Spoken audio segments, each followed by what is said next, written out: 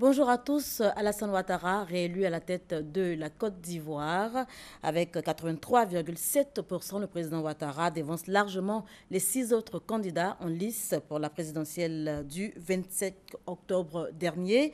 Dès sa réélection, le président Ouattara a accordé une interview à la RTI. Je vous propose de l'écouter.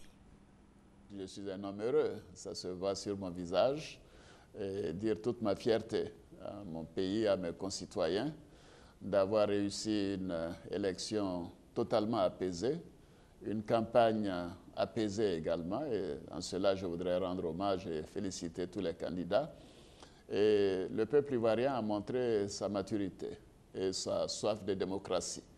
Et ceci veut dire que maintenant, la page de la crise que nous avons vécue est totalement tournée et nous pouvons véritablement nous consacrer à l'avenir. Alors je voudrais maintenant dire à quel point je suis redevable au RHDP, au président Henri Konan Bédié, qui a su rallier, faire en sorte que notre alliance soit dynamique et soit sur le terrain pour conduire à mon élection. Et donc, je voudrais le saluer, le remercier lui-même et les présidents des partis membres du RHDP, mais également aussi de certains partis qui ne sont pas membres du RHDP, qui m'ont soutenu, le PIT, l'UDC. Et dans certaines régions également, j'ai vu que même certains militants du FPI m'ont dit qu'ils allaient voter pour moi, certains responsables de ce parti d'opposition. Cela veut dire que c'est une large victoire, 83,7%. C'est un score qui véritablement montre une adhésion de nos concitoyens à notre bilan, à notre politique, à notre vision de la Côte d'Ivoire, et cela m'encourage au plus haut point. Je voudrais donc saluer également tous ceux qui nous ont aidés à organiser cette élection, à commencer par la Commission électorale indépendante, les organisations de la société civile, le NDI, le National Democratic Institute, mais également les partenaires, aussi bien techniques que financiers. C'est vraiment un grand jour pour la Côte d'Ivoire. Je pense qu'avoir de telles élections aussi démocratiques, aussi transparentes, aussi crédibles, comme le disent les observateurs, et que ceci se fasse dans la paix, avec une adhésion aussi forte, montre que la Côte d'Ivoire est en marche et avance pour aller encore plus loin dans ce que nous voulons pour nos concitoyens. Merci à chacune et à chacun de vous. Je suis très fier en ce moment de mon pays et de mes concitoyens. Voilà, élection apaisée en Côte d'Ivoire, Paris gagné, un scrutin sans violence dû en partie aux 34 000 éléments des forces de défense et de sécurité déployés donc sur toute l'étendue du territoire national pour sécuriser le processus électoral. Le ministre chargé de la Défense a tenu à féliciter ces hommes. Abou Sanogo. La sécurité a été garantie sur l'ensemble du territoire. Le système de déploiement des forces a fonctionné comme il se devait. Ainsi s'exprimait le ministre chargé de la Défense face à la presse. Pour l'exécution de l'opération Aube Nouvelle, les forces de défense et de sécurité ont déployé près de 29 000 hommes, appuyés par les forces de l'ONUCI. Sécurisé et apaisé, parce qu'il n'y a eu aucun incident signalé. Et le jour du vote non plus, l'état-major a mis en place un PC central et 12 PC secondaires sur l'ensemble du territoire et sur le convoyage du matériel. Nous avons également noté aucune agression de ce matériel, donc qui a été livré de façon intacte et récupéré de façon intacte, ramené à la CEI de façon intacte. Et aucun candidat non plus ne s'est plaint et pendant le vote lui-même et après le vote. Un dispositif lourd de sécurisation du scrutin a été mis en place dans l'ouest du pays. Et face aux rumeurs faisant état d'une déstabilisation du pays, Paul Kofi rassure. Ces rumeurs n'étaient pas fondées. Donc je voudrais saisir l'occasion pour demander à la population de garder son calme et sa sérénité. Nous avons même appris que certains ont dû faire des provisions pour plusieurs mois. D'autres même ont dû faire voyager leur famille, les mettre en congé, etc. Et je crois qu'ils peuvent se rendre compte aujourd'hui que tout cela est à mettre au niveau des rumeurs. L'opération Aube Nouvelle a mobilisé 11 500 agents de police, 11 500 de la gendarmerie nationale, 5 300 des forces républicaines de Côte d'Ivoire et 6 000 de l'ONUCI. Direction Oumé, où un foyer polyvalent de plus de 600 places vient d'être inauguré. C'est un don de la mairie. Au nombre des réalisations du maire Assamoah Ferdinand, ajouté également des centres de santé, des magasins et plusieurs autres infrastructures. On fait le point avec Kwadio Kwame, Jean-Daniel de Dieu. Oumé, ville cosmopolite de 34 000 habitants. Oumé est sans salle de rencontre digne de ce nom. Le premier magistrat de la commune, soucieux de contribuer au bien-être de sa population, a donc construit un foyer polyvalent de 600 places, avec toilettes et cabines techniques.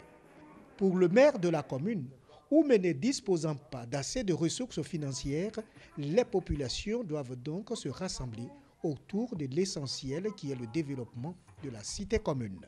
Tenant compte des difficultés que les populations trouvaient pour avoir une salle de manifestation assez grande, les réunions à moindre coût, nous tenions absolument à intégrer ces critères et ces besoins dans la conception de ce nouvel édifice.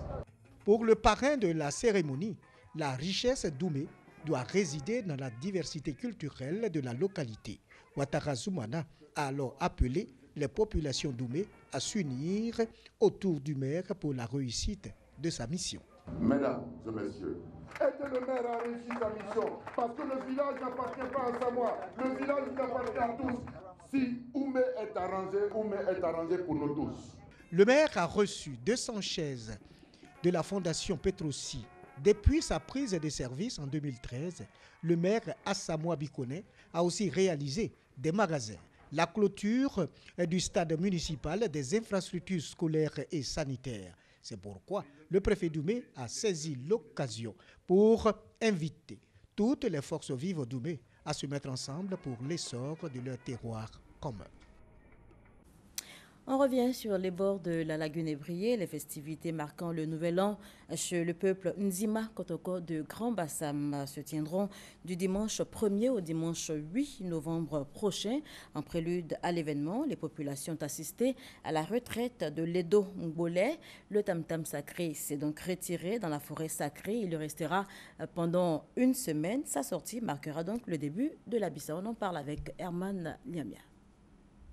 Le premier conseiller du roi d'Nzima Kotoko de Côte d'Ivoire, accompagné de quelques membres du comité d'organisation de la Bissa chez la famille Mvavile, dépositaire de la danse sacrée de la Bissa. Les envoyés du roi sont venus négocier la mise à leur disposition de l'Edongbolé, le tam-tam sacré pour le Siedou, période de la retraite de l'Edongbolé. C'est le début d'une semaine de méditation, d'introspection et de bilan personnel avant l'entame du nouvel an Nzima. C'est une période au cours de laquelle certaines habitudes sont proscrites. À partir de cet instant-là, il n'y a pas de musique. Aucune musique ne doit résonner. Il n'y a pas de deuil. Il n'y a pas de deuil. S'il y a un décès, on a deux possibilités. C'est d'attendre la fin de la Bissa ou de l'enterrer de manière discrète. Il n'y a pas de lamentation, il n'y a pas de tristesse. Nous allons rentrer dans la joie et manifester donc notre plaisir, notre joie pour la nouvelle année. Les rituels terminés, l'Ndongbolé est conduit dans la forêt sacrée où il en ressortira une semaine plus tard, début de la Bissa ou des festivités du nouvel an du peuple Nzima. Cette procession à la forêt sacrée se fait dans une ambiance festive.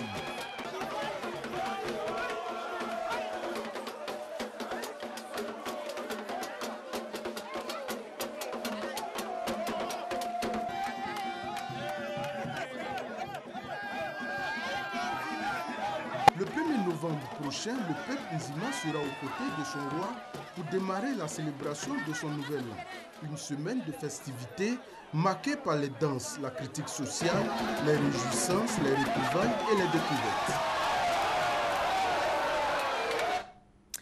La Bissa, le festival culturel du peuple Nzima Kotoko, veut donc désormais s'exporter et il pourra compter sur le partenariat de l'Office national du tourisme. Mamadou Kwasi. La Bissa, festival culturel et touristique du peuple Nzima, se veut désormais un produit exportable. Les responsables de cette fête traditionnelle veulent valoriser davantage ces spectacles qui réunissent chaque année des milliers de visiteurs. Ils veulent également inscrire la Bissa sur le calendrier international des festivals. En septembre dernier, une mission a séjourné dans la capitale française en vue de tisser des partenariats des structures européennes pour mieux vendre leurs produits. Cette année, un concept est mis en place en vue de renforcer le contenu de la Bissa. Il s'agit de la création de circuits touristiques dénommés Abissa Tour. Un circuit qui prendra en compte tous les sites touristiques de la région du Sud Komoé. Abissa Tour, c'est un voyage d'agrément, une excursion touristique, d'enseignement culturel et historique, une opportunité à saisir pour converger tous vers la ville de Grand Bassam, patrimoine culturel de l'UNESCO, et de la Bissa qui est un patrimoine immatériel depuis le 3 juillet 2012. Une initiative soutenue par le ministère du Tourisme à travers Côte d'Ivoire Tourisme. Selon Jean-Marie Sommet, directeur général de cette institution, ce projet permettra de promouvoir davantage le tourisme intérieur, un programme qui est au cœur de son plan d'action. Ça donne un sens vraiment à l'activité que nous faisons. Pour dire, voilà ce que nous recherchons à Côte d'Ivoire Tourisme et au ministère pour que les choses prennent. La mayonnaise doit prendre. Naturellement, on doit avancer sur ces concepts-là.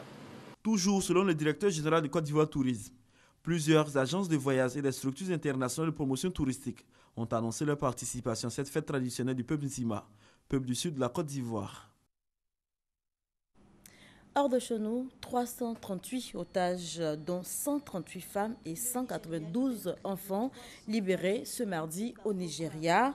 L'annonce a été faite par l'armée nigériane, ce après une opération militaire. Notez que les otages ont été conduits dans un camp de déplacés à Mumbi, c'est dans l'état voisin d'Adamawa. Voilà qui met fin à ce journal. Merci de nous avoir suivis. Je vous souhaite de passer une excellente journée.